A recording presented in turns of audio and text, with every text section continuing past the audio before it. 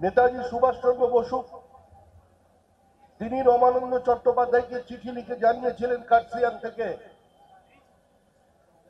যে কবিগুরু রবীন্দ্রনাথকে একটু বলুন গান্ধীজিকে বোঝাতে আমি জাতীয় কর্মসমিতিতে একমাত্র বাঙালি সদস্য, বন্দে মাতরমের ভবিষ্যৎ কি আছে আমার জানা নেই।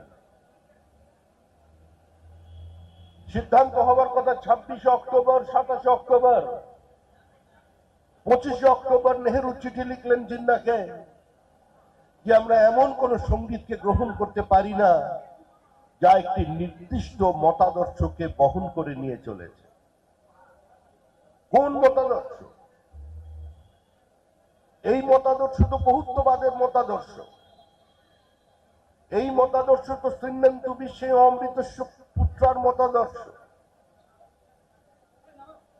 এই মতাদর্শের সম্পর্কে বলতে গিয়ে ঋষি অরবিন্দ বলেছিলেন, বন্দে মাতরম is not only a mantra, it is a religion of patriotism. এই মন্ত্রের কথা বলতে গিয়ে উত্তরপাড়া ভাষণে ঋষি অরবিন্দ বক্তৃতা করেছিলেন, what is religion which we call Sanatan eternal? It is the Hindu religion because Hindu nation has kept it.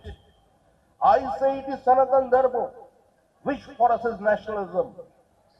সেদিন যদি বন্দে মাতরম কে আমরা খণ্ডিত না করে দিতাম, নেতাজি সুভাষচন্দ্র বসু যদি কংগ্রেস থেকে বিতাড়িত না হয়ে যেতেন, তাহলে তিনি অন্তত দাঁড়িয়ে বলতে পারতেন, I do not believe in two nations, I believe in one nation.